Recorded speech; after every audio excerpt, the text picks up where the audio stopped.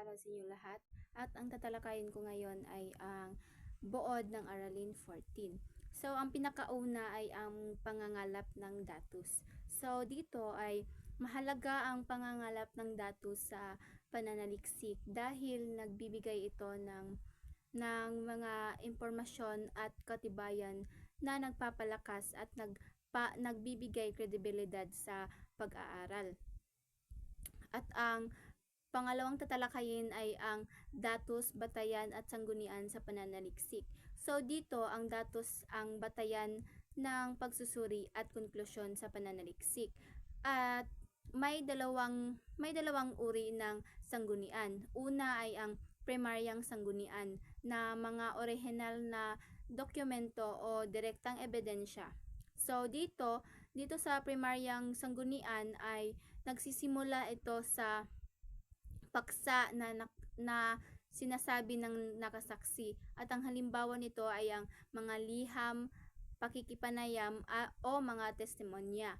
At ang sekundaryang sanggunian naman ay ang mga interpretasyon o impormasyon mula sa ibang akda o material na nakabatay sa primaryang datos. So dito ang halimbawa nito ay ang artsibo na material mula sa aklat, manuskrito at iba pa. At ang pangatlong tatalakayin naman natin ay ang metodolohiya sa pananaliksik. So dito ang metodolohiya ay tumutukoy sa sistematikong paraan at teknik na ginagamit ng mananaliksik upang maisagawa ang pag-aaral.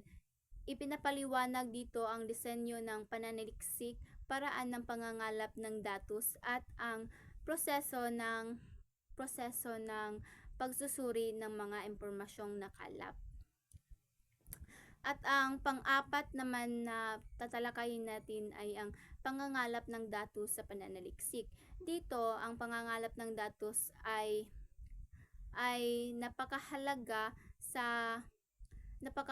sa pananaliksik dahil dito nagmumula ang impormasyong kinakailangan sa pag-aaral.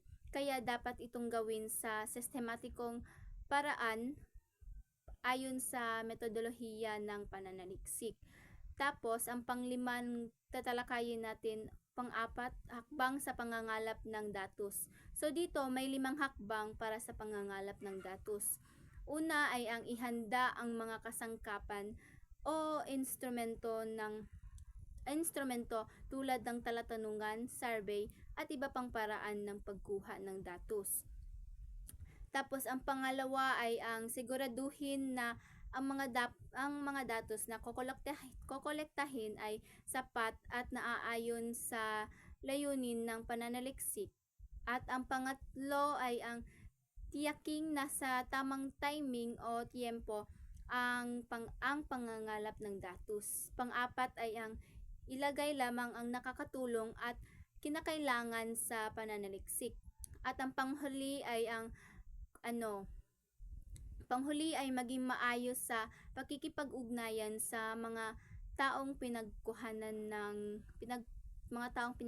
ng datos. At ang sunod naman ay ang dapat ihanda sa pangangalap ng datos. So dito, narito ang ilan sa mga dapat ihanda sa gagawing fieldwork na ayon kay Consuelo Paz 2005. Una ay ang mga personal na gamit tulad ng mga tape recorder, camera, laptop at kung nangangailangan na mag-overnight ay kailangang maghanda ng mga sabon, toothbrush at iba pa kung kinakailangan sa pagsagawa ng pangangalap ng datos. Pangalawa o letter B ay ang kasangkapan at kagamitan. So dito ay handa ang mga kagamitang kakailanganin sa pagsagawa ng saliksik tulad ng tape recorder, camera, kwardo at iba pang kailangan upang mapaayos ang pagsagawa ng saliksik. Ang sunod ay ang survey, datos kaugnay sa saloobin at opinyon. So dito ang survey ay isang pamamaraan na magagamit sa pag-unawa ng katotohanan bilang katibayan tungkol sa tiyak na sitwasyon. So at ang layunin nito ay maglarawan at maglahad ng kasagutan. Ang ilan sa hakbang sa pagsasakatuparan ng metodolohiyang survey ay ang una ay ang pagtakda ng layunin. Pangalawa ay ang paggawa ng disenyo sa pananaliksik. Pangatlo ay ang maghanda ng maaasahang instrumento sa pagsagawa ng survey. At pang-apat ay ang pagsasagawa ng aktwal na survey.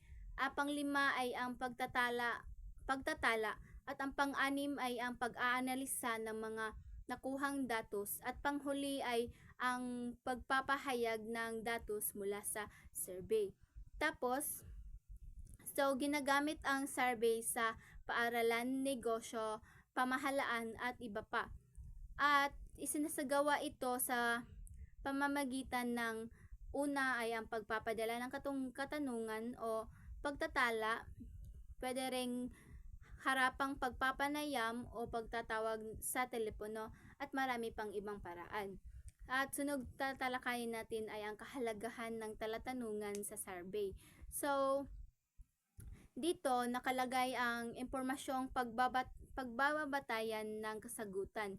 Dapat taglayin ang pagiging maikli, malinaw at maayos upang maging tumpak din ang makukuhang datos o mga impormasyon. So dito, susunod naman ay ang uri ng pakikipanayam. So dito may dalawang uri. Una ay hindi dalawa, marami. Una ay ang formal, nakaplano na may takdang oras, araw at lugar. At ang kasunod naman ay ang pangalawa ay ang hindi formal. So dito ay biglaang pakikipanayam na walang kasunduang oras o tinatawag ding ambush interview. At ang pangatlo ay ang nagbibigay ng kabatiran o informative. So dito ginagawa upang makakuha ng mahalagang impormasyon tungkol sa isang pangyayari o ideya. At ang pang-apat ay ang opinion o tinatawag na opinion interview. So dito nakapakikipagpanayam upang makuha ang opinion o komentaryo ng isang kilalang tao o isang eksperto. At ang panglima naman ay ang lathalain. So dito ay tinatawag rin ng feature interview. So ito ay ang pakikipanayam sa sikat o may makulay na karanasan upang makagawa ng kawili-wiling kwento.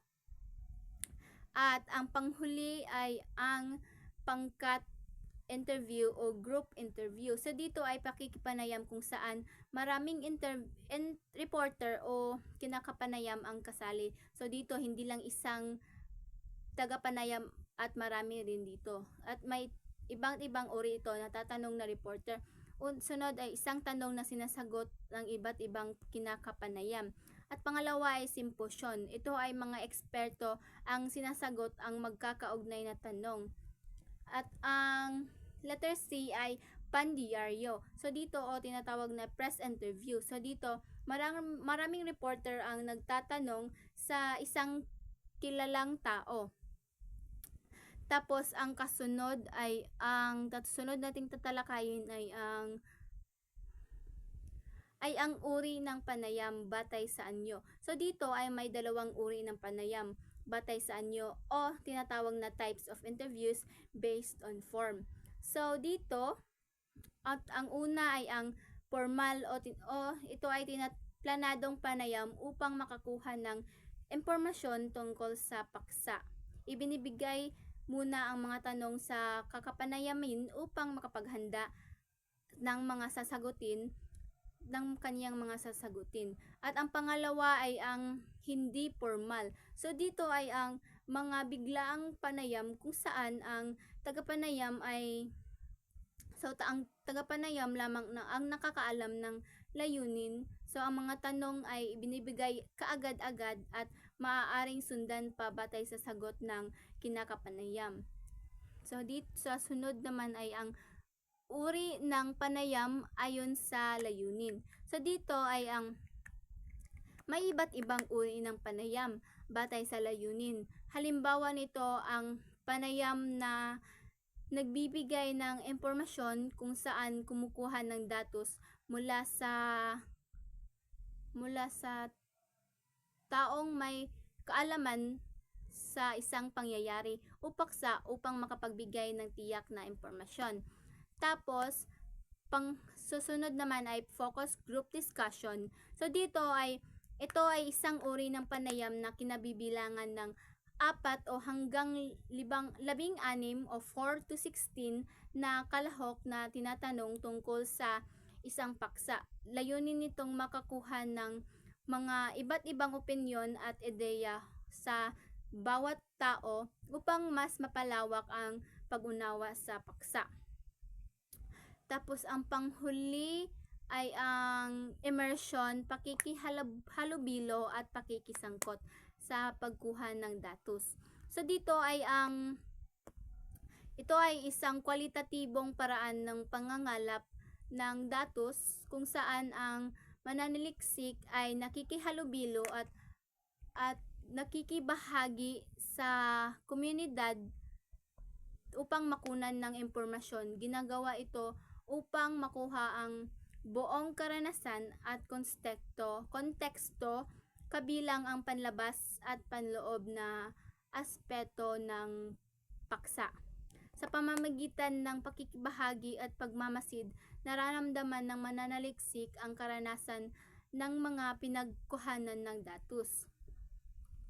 Kaya mas naipapahayag niya ang malalim na interpretasyon at mas kompletong pag-unawa sa pinag-aralang paksa. At yun lang po. Maraming salamat.